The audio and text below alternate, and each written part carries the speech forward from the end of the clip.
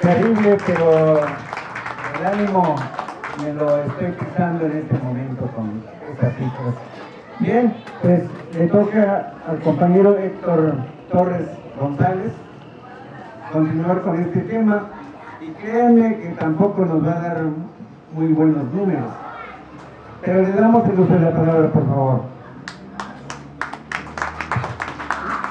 Muchas gracias por estar aquí. Ya vieron los números de la deuda. El problema es por qué México se endeuda. ¿Para qué se endeuda? Los gobiernos neoliberales,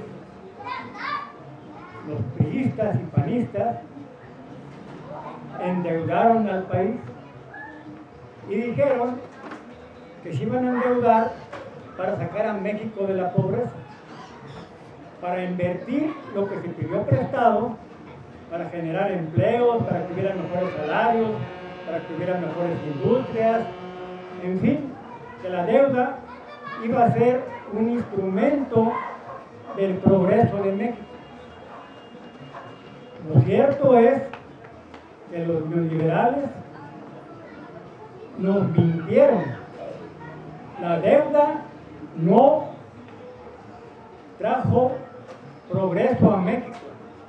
La deuda trajo pobreza, trajo desigualdad, trajo desempleo. Por eso México es uno de los países con mayor número de pobres y más desigual del mundo. Pero eso sí, en México, quienes se han enriquecido y les ha ido muy bien es una minoría de grandes empresarios, dueños de industrias y de bancos, junto con los gobiernos y prestamistas internacionales. López Obrador nos dijo que México iba a salir de la pobreza sin endeudarse. Lo cierto es que la deuda creció en 7 millones de pesos durante el gobierno de López Obrador. Y también nos dijeron que los préstamos que aprobaba el Congreso de la Unión se iban a invertir. Tenemos una ley de deuda pública que dice que el gobierno solamente se puede endeudar para invertirlos y para el progreso de México. Esto es la ley. ¿Ha crecido México? ¿Se ha beneficiado México de la deuda? Evidentemente que no. La deuda, en vez de ser un instrumento de progreso, es un instrumento de saqueo, es un instrumento de empobrecimiento, es un instrumento de explotación que solamente sirve a los dueños del dinero. ¿Y quiénes son los que le prestan a México? En un tiempo prestaba el Fondo Monetario Internacional. Si recuerdan la gran crisis de 1982 y que posteriormente vino el neoliberalismo, esa crisis fue una crisis económica y fue una crisis de deuda. México no tenía dinero para pagar la deuda y entonces el Fondo Monetario Internacional le dijo al gobierno de México: yo te presto para que salgas de la crisis, pero vas a aplicar medidas neoliberales. La receta del Fondo Monetario Internacional para prestar fueron que México implementara políticas privatizadoras, empobrecedoras, y que todo pasara a manos del capital privado. Actualmente la deuda, la mayor parte de la deuda externa no es con el Fondo Monetario Internacional. La mayor parte de la deuda externa es con los fondos de inversión privados a nivel internacional. Entre ellos, BlackRock. BlackRock es un fondo de inversión, el más grande del mundo, que tiene fondos que suman lo que produce Francia e Inglaterra juntos. Un fondo de inversión. Este fondo de inversión, junto con otros, son los grandes prestamistas del mundo. Son banca privada, sin reglas. Y ellos son los causantes del saqueo mundial. Junto con el Fondo Monetario Internacional. México, decía, emite bonos en dólares o en euros. Y quienes compran esos bonos son los fondos de inversión privada.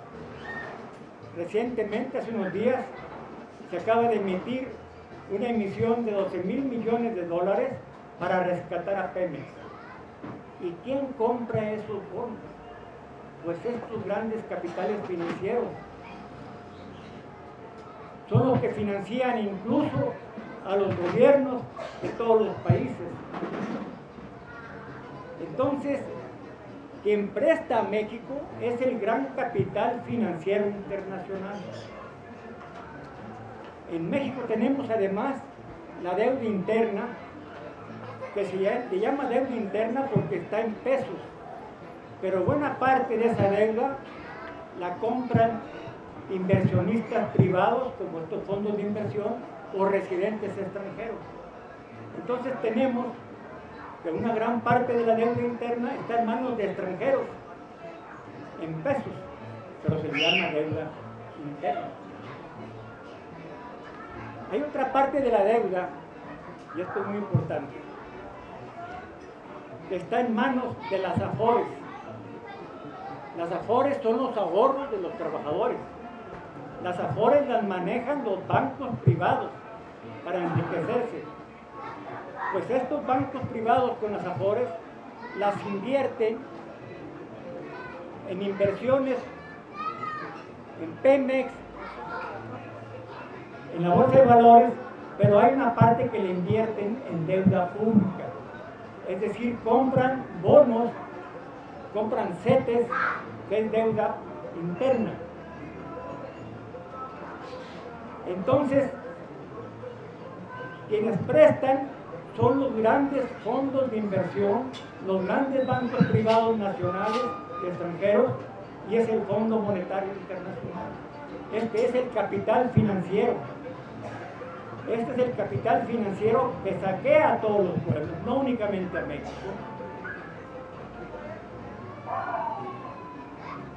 En México, el presupuesto público es una gran riqueza creada por los mexicanos que se debe destinar para el progreso de México. Pues resulta que del presupuesto de 9 millones de pesos, más de 1 billón de millones de pesos se destina para pagar intereses de la deuda. O sea que del presupuesto público se destina una gran porción de dinero para pagar intereses de una deuda impagable y que se va a convertir en deuda eterna. El presupuesto público, decía, es una gran riqueza creada por los mexicanos. Esto le llaman el Tesoro. Allá existe el Departamento del Tesoro, que es el que maneja el presupuesto de Estados Unidos. En México se le llama Secretaría de Hacienda. Pero realmente es un tesoro, porque es una gran cantidad de dinero del pueblo mexicano que se debe destinar para beneficio del pueblo. Pero resulta que la mayor parte del dinero se destina para pagar intereses de la deuda. Y el pago de intereses de la deuda es mayor a lo que se destina a salud, educación o a todos los programas sociales que puso López Obrador. Es decir, en el presupuesto se ve que primero no son los pobres, primero son los grandes monopolios financieros y bancarios, porque ahí se va la mayor cantidad de dinero. Entonces, luchar por un presupuesto que beneficie al pueblo significa una redistribución del reparto de este presupuesto, porque está sangrando las finanzas públicas, están saqueando el tesoro mexicano y están impidiendo el progreso de los mexicanos. Ahora con la pandemia, el Fondo Monetario Internacional, el grupo de los 20 países más ricos del mundo, decretaron que los países pobres no pagaran la deuda, porque con la crisis del COVID no tenían dinero para comprar vacunas ni para cuestiones de salud, porque lo estaban destinando al pago de intereses de la deuda. Entonces el fondo dijo que se cancelaba el pago de la deuda de los países pobres y todo el mundo aplaudió. Pero México, ¿qué es? México es un país rico. México es un país empobrecido que no debe de pagar la deuda para que se responda primero por los intereses del pueblo antes que los intereses financieros. Cuando empezó el neoliberalismo, cuando empezaron los estragos del neoliberalismo en México y en el mundo, hubo una voz en el mundo que planteó la moratoria de la deuda. Fidel Castro encabezó una lucha latinoamericana por no el pago de la deuda, por cancelarla, por la moratoria. Él la empezó en los 80, a mediados de los 80, cuando empezaban los estragos de la política neoliberal. Hoy el neoliberalismo está en todo su apogeo, está peor que antes.